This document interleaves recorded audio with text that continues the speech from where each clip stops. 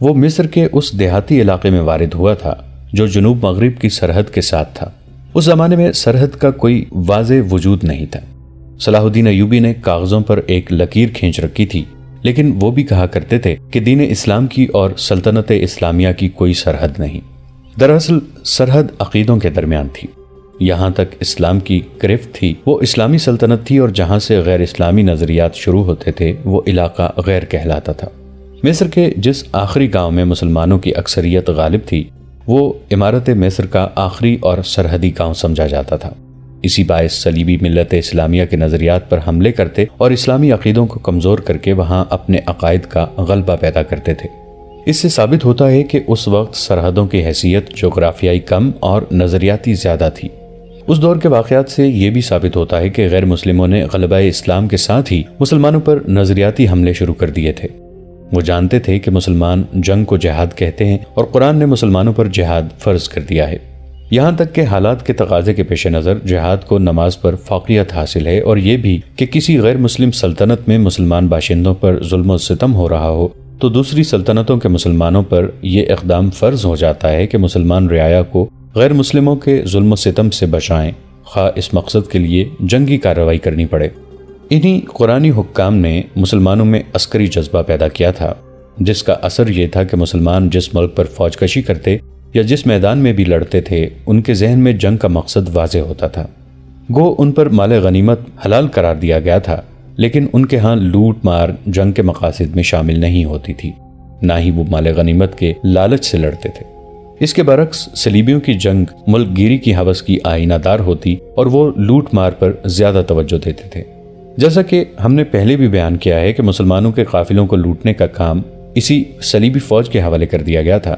صلیبیوں کو اس کا یہ نقصان اٹھانا پڑا تھا کہ ہر میدان میں ان کی جنگی طاقت مسلمانوں کی نسبت 5 سے 10 گنا ہوتی تھی، مگر وہ مٹھی بھر مسلمانوں سے شکست کھا جاتے تھے۔ شکست نہ کھائیں تو فتح بھی حاصل نہ کر سکتے تھے۔ وہ جان گئے تھے کہ قرآن کے حکام نے مسلمانوں میں جنگی جنون پیدا کر رکھا ہے، وہ اللہ کے نام پر لڑتے اور جانیں قربان کرتے ہیں۔ صلیبیوں کے جرنیلوں میں کچھ ایسے بھی تھے جو مسلمانوں پر مذہبی جنون کی گرفت کمزور کرنے کی ترکیبیں سوچتے اور ان پر عمل کرتے تھے۔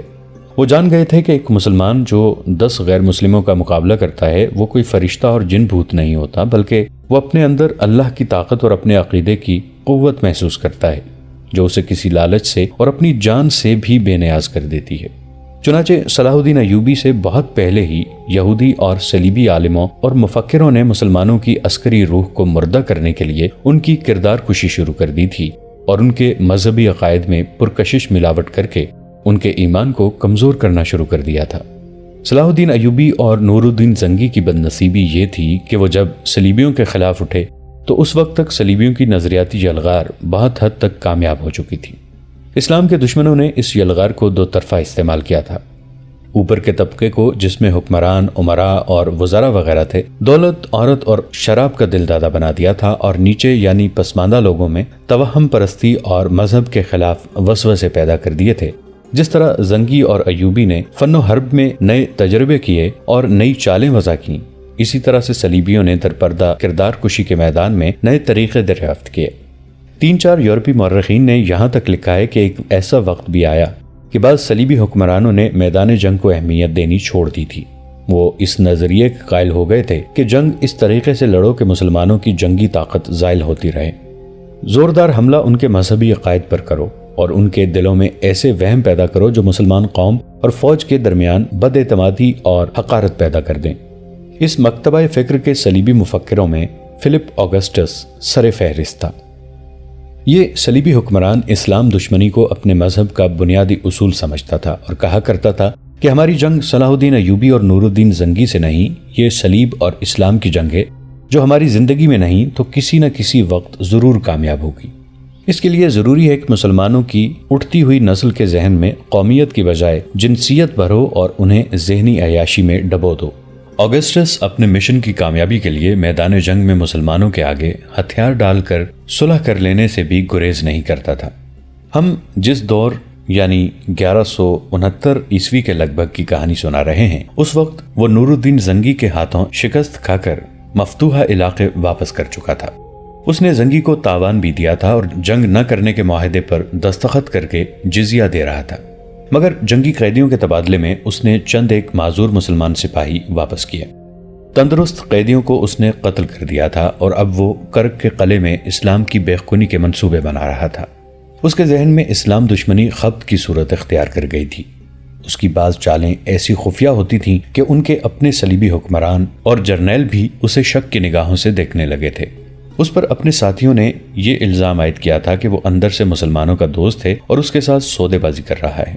ایک یورپی مورخ آندرے آزدن کے مطابق اس الزام کے جواب میں ایک بار آگسٹس نے کہا تھا، ایک مسلمان حکمران کو پھانسنے کے لیے میں اپنی کنواری بیٹیوں کو بھی اس کے حوالے کرنے سے گریز نہیں کروں گا۔ تم مسلمانوں کے ساتھ صلح نامے اور دوستی کے معاہدے کرنے سے گھبراتے ہو کیونکہ اس میں تم اپنی توہین کا پہلو دیکھتے ہو۔ تم یہ نہیں سوچتے کہ مسلمانوں کو میدان جنگ کی نسبت صلح کے میدان میں مارنا آسان ہے۔ ضرورت پڑے تو اس کے آگے ہتھیار ڈال کر صلح نامہ کرو، معاہدہ کرو اور گھر آ کر معاہدے اور صلح نامے کے الٹ عمل کرو۔ کیا میں ایسا نہیں کر رہا؟ کیا تم نہیں جانتے کہ میرے خون کے رشتے کی 2 لڑکیاں دمشق کے ایک شیخ کے حرم میں ہیں؟ کیا اس شیخ سے تم لڑے بغیر بہت سارا علاقہ نہیں لے چکے؟ کیا اس نے دوستی کا حق ادا نہیں کیا؟ وہ مجھے اپنا دوست سمجھتا ہے اور میں اس کا جانی دشمن ہوں۔ میں ہر ایک غیر مسلم سے کہوں گا کہ مسلمانوں کے ساتھ معاہدے کرو اور انہیں دھوکہ دے کے مارو۔ یہ تھی وہ صلیبی ذہنیت جو ایک کامیاب سازش کے تحت سلطنت اسلامیہ کی جڑوں کو دیمک کی طرح کھا رہی تھی۔ اس سازش کا نتیجہ یہ تھا کہ مصر میں بغاوت کی چنگاری شعلہ بننے لگی تھی، جسے سرد کرنے کے لیے سلطان صلاح الدین ایوبی کو کرک کا محاصرہ اسی حالت میں اٹھانا پڑا جب وہ صلیبیوں کی ایک سوار فوج کو قلعے کے باہر شکست دے چکے تھے۔ انہیں محاصرہ نور الدین زنگی کے حوالے کر کے اپنی فوج سمیت قاہرہ جانا پڑا۔ وہ دل برداشتہ تو نہیں تھے، لیکن دل پر ایسا بوجھ تھا جو ان کے چہرے پر صاف نظر آ رہا تھا۔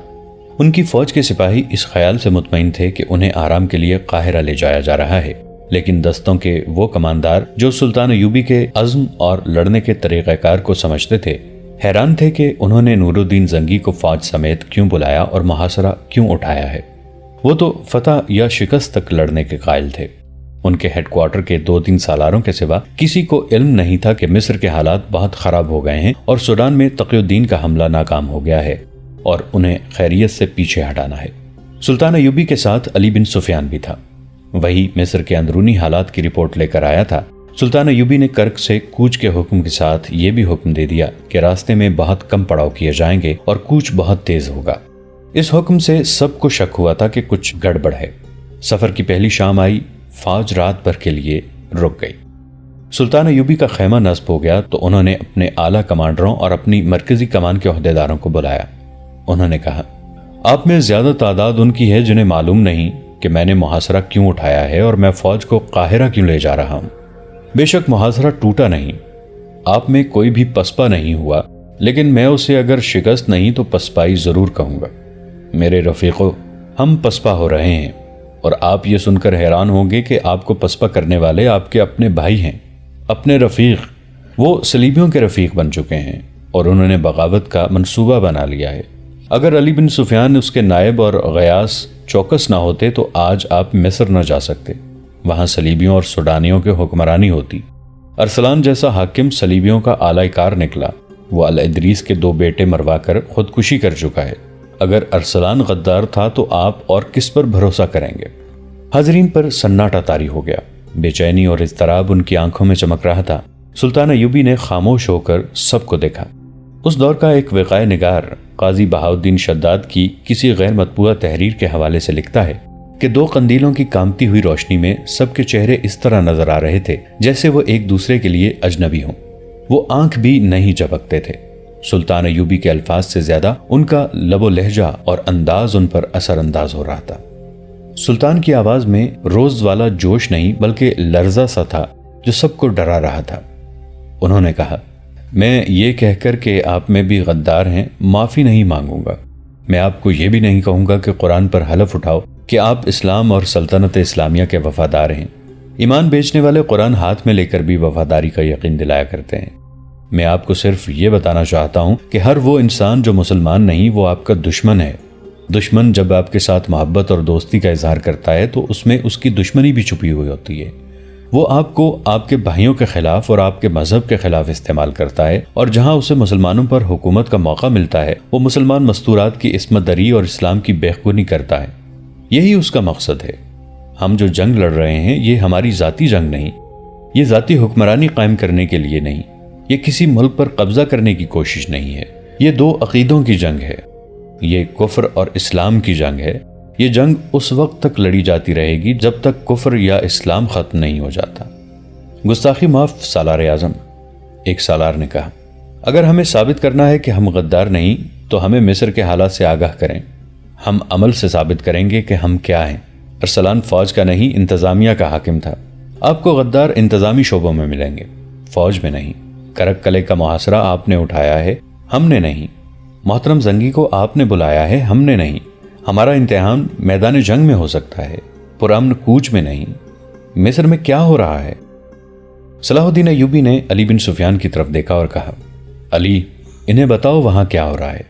علی بن سفیان نے کہا، غداروں نے دشمن کے ساتھ مل کر سوڈان کے محاذ کے لیے رسد روک لی ہے، منڈیوں سے غلہ غائب کرایا ہے، دیہاتی علاقوں میں اجنبی لوگ آ کر غلہ اور خرد و نوش کی دیگر اشیاء خرید کر لے جاتے ہیں، گوشت ناپید کر دیا گیا ہے، رسد اگر بھیجی بھی جاتی ہے تو دانستہ تاخیر کی جاتی ہے۔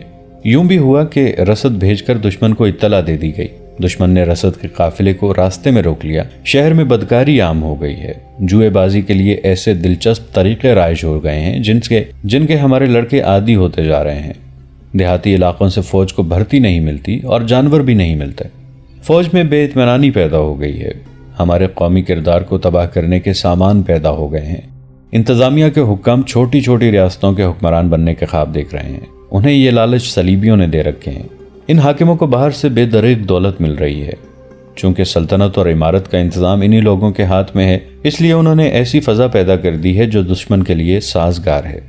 سب سے زیادہ خطرناک صورت یہ پیدا ہو گئی ہے کہ دیہاتی علاقوں میں عجیب و غریب عقیدے پھیل رہے ہیں، لوگ غیر اسلامی اصولوں کے قائل اور پابند ہوتے جا رہے ہیں۔ اس میں خطرہ ہے کہ ہمیں فوج انہی علاقوں سے ملتی ہے اور ہماری فوج انہی علاقوں سے آئی ہے، بے بنیاد اور غیر اسلامی عقیدے فوج میں بھی آ گئے ہیں۔ کیا آپ نے اس کا تدارک نہیں کیا؟ حاضرین میں سے کسی نے پوچھا۔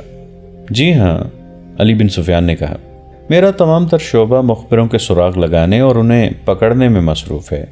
میں نے اپنے جاسوس اور مخبر دیہاتی علاقوں میں بھی پھیلا رکھے ہیں، مگر دشمن کی تخریب کاری اتنی زیادہ بڑھ گئی ہے کہ اس کے آدمیوں کو پکڑنا بہت مشکل ہو گیا ہے۔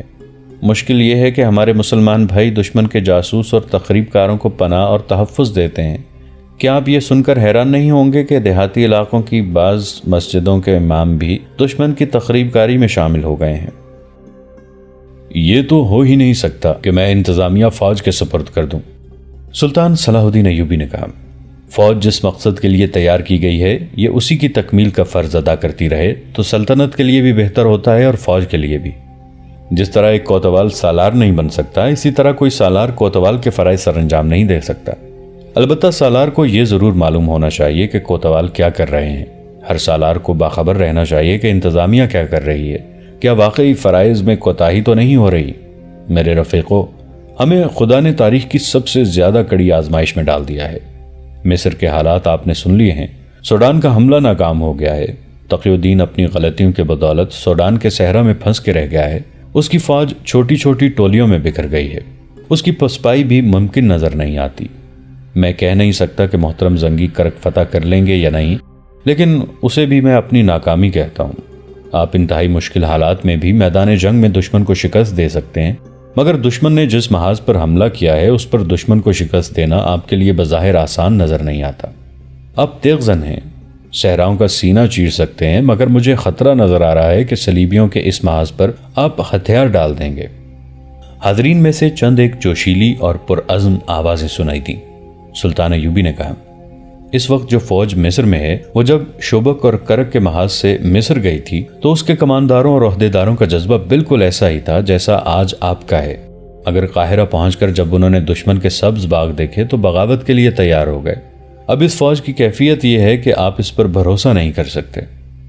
ہم ایسے ایک ایک کماندار اور عہدیدار کو قتل کر کے دم لیں گے، ایک سالار نے کہا۔ ہم سب پہلے اپنی صفوں کو غداروں سے پاک کریں گے، ایک اور نے کہا۔ اگر میرا بیٹا صلیبیوں کا دوست نکلا تو میں اپنی تلوار سے اس کا سر کاٹ کر آپ کے قدموں میں لا کے رکھ دوں گا، ایک بوڑھے نائب سالار نے کہا۔ میں اس قسم کی جوشیلی اور جذباتی باتوں کا قائل نہیں، سلطان ایوبی نے کہا۔ حاضرین کا جوش غضبناک ہو گیا۔ یہ وہ لوگ تھے جو سلطان ایوبی کے سامنے بات کرنے سے ڈرا کرتے تھے، مگر اب یہ سن کر کہ ان کی فوج کی وہ نفری جو مصر میں ہے دشمن کی تخریب کاری کا شکار ہو کر اپنی سلطنت کے خلاف بغاوت پر اتر آئی ہے، تو وہ لوگ آگ بگولا ہو گئے۔ ایک نے سلطان ایوبی کو یہاں تک کہہ دیا، آپ ہمیں ہمیشہ تحمل سے سوچنے اور بردباری سے عمل کرنے کی تلقین کرتے ہیں، مگر بعض حالات ایسے ہوتے ہیں جنہیں تحمل اور بردباری اور زیادہ بگاڑ دیتی ہے۔ ہمیں اجازت دیں کہ قاہرہ تک ہم ایک بھی پڑاؤ نہ کریں۔ ہم آرام اور خوراک کے بغیر متواتر سفر کریں گے۔ ہم اس فوج کو نہتہ کر کے قید کر لیں گے۔ صلاح الدین ایوبی کے لیے ان حکام پر قابو پانا محال ہو گیا۔ انہوں نے کچھ اور باتیں کہہ سن کر مجلس برخاست کر دی۔ الصبح فوج نے کوچ کیا۔ یہ کوچ ترتیب سے ہو رہا تھا۔ سلطان ایوبی اپنے عملے کے ساتھ الگ تھلگ جا رہے تھے۔ انہوں نے دیکھا کہ علی بن سفیان ان کے ساتھ نہیں تھا۔ شام تک فوج کو 2 مرتبہ کچھ دیر کے لیے روکا گیا۔ شام گہری ہونے کے بعد بھی فوج چلتی رہی۔ رات کا پہلا پہر ختم ہو رہا تھا جب سلطان ایوبی نے رات کے قیام کے لیے فوج کو روکا۔ سلطان کھانے سے فارغ ہوئے تو علی بن سفیان آ گیا۔ سارا دن کہاں رہے علی؟ سلطان ایوبی نے پوچھا۔ گزشتہ رات میرے دل میں ایک شک پیدا ہو گیا تھا، علی بن سفیان نے جواب دیا۔ اس کی تصدیق یا تردید کے لیے سارا دن فوج میں گھومتا پھرتا رہا۔ کیسا شک؟ آپ نے رات دیکھا نہیں تھا کہ تمام سالار، کماندار اور عہدیدار کس طرح اس فوج کے خلاف بھڑک اٹھے تھے جو مصر میں ہے؟ علی بن سفیان نے کہا۔ مجھے شک ہونے لگا تھا کہ یہ اپنے اپنے دستوں کو بھی اسی طرح بھڑکائیں گے۔ میرا شک صحیح ثابت ہوا۔ انہوں نے تمام تر فوج کو مصر کی فوج کے متعلق ایسی باتیں بتائی ہیں کہ تمام فوج انتقامی جذبے سے مشتعل ہو گئی ہے۔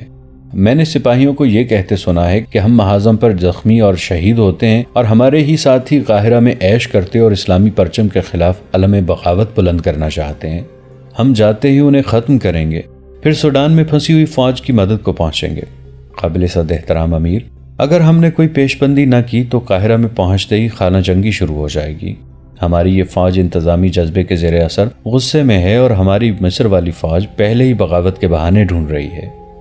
مجھے اس پر تو خوشی ہے کہ مسلسل مارکوں کی تھکی ہوئی اس فوج میں یہ جذبہ پیدا ہو گیا ہے، سلطان ایوبی نے کہا، مگر ہمارا دشمن یہی چاہتا ہے کہ ہماری فوج کو 2 حصوں میں بانٹ کر آپس میں ٹکرا دیا جائے۔ وہ گہری سوچ میں پڑ گئے، پھر کہنے لگے، جب ہم قاہرہ سے خاصا دور ہوں گے تو میں ذمہ دار اور ذہین قاصد بھیج کر مصر والی فوج کو کسی دوسرے راستے سے کرک کی سمت کوچ کا حکم دے دوں گا۔ شاید میں خود آگے چلا جاؤں اور اس فوج کو کوچ کرا دوں تاکہ یہ فوج جو ہمارے ساتھ ہے جب وہاں پہنچے تو وہاں اسے فوج کا کوئی سپاہی نظر نہ آئے۔ تم نے اچھا کیا ہے علی، میری توجہ ادھر نہیں گئی تھی۔ وہ پراسرار غیبدان جس کے متعلق سرحد کے دیہاتی علاقوں میں مشہور ہو گیا تھا کہ آسمان سے آیا ہے، خدا کا دین لایا ہے اور مرے ہوئوں کو زندہ کرتا ہے، اپنے مصاحبوں کے قافلے کے ساتھ سفر کرتا تھا۔ جنہوں نے اسے دیکھا تھا وہ کہتے تھے کہ وہ بوڑھا نہیں۔ اس کی داڑھی بھورے رنگ کی اور چہرے کی رنگت گوری بتائی جاتی تھی۔ اس نے سر کے بال بڑھا رکھے تھے۔ لوگ بتاتے تھے کہ اس کی شربتی آنکھوں میں پورے چاند جیسی چمک ہے اور اس کے دانت ستاروں کی طرح سفید اور شفاف ہیں۔ اس کا قد اونچا اور جسم گٹھا ہوا بتایا جاتا تھا اور وہ بولتا تھا تو سننے والے مسحور ہو جاتے تھے۔ اس کے ساتھ بہت سے مصاحب اور بہت سے اونٹ تھے۔ سامان والے اونٹ الگ تھے جن میں سے بعض پر بہت بڑے بڑے مٹکے لدے ہوئے تھے۔ اس کا قافلہ آبادی سے دور رکتا اور وہ وہیں لوگوں سے ملتا تھا، کسی آبادی میں نہیں جاتا تھا۔ وہ ایک جگہ سے کوچ کرتا تو اس کے آگے آگے کچھ لوگ اونٹ اور گھوڑے بگا دیتے تھے اور راستے میں آنے والے گاؤں اور بستیوں میں خبر کر دیتے تھے کہ وہ آ رہا ہے۔ یہ لوگ ہر کسی کو اس کی کرامات اور روحانی قوتوں کے کرشمے سناتے تھے۔ لوگ کئی کئی دن اس کے راستے میں بیٹھے رہتے تھے۔ جس رات علی بن سفیان صلاح الدین ایوبی کو بتا رہے تھے کہ محاذ سے قاہرہ کو جانے والی فوج مصر میں مقیم فوج کے خلاف مشتعل ہو گئی ہے، اس رات وہ غیب دان قاہرہ سے بہت دور ایک نخلستان میں خیمہ زن ہوا۔ اس کا ایک معمول یہ تھا کہ چاندنی راتوں میں کسی سے نہیں ملتا تھا، دن کے دوران کسی کے ساتھ بات نہیں کرتا تھا۔ اندھیری راتیں اسے پسند تھیں۔ اس کی محفل ایسی قندیلوں سے روشن ہو جاتی تھی جن میں سے ہر ایک کا رنگ دوسری سے مختلف تھا۔ ان روشنیوں کا بھی ایک تاثر تھا جو حاضرین محفل کے لیے طلسماتی تھا۔ دوستو، آج کے لیے اتنا ہی۔ اسی کہانی کی اگلی قسط کے ساتھ بہت جلد حاضر ہوں گے۔ نیچے کامنٹ سیکشن میں اپنی رائے کا اظہار ضرور کیجیے گا۔ ہمارے اس چینل کو سبسکرائب کر کے نیچے موجود بیل آئیکن کو بھی ضرور کلک کیجیے گا۔ اگلی ملاقات تک کے لیے ہمارا اور آپ کا اللہ نگہبان۔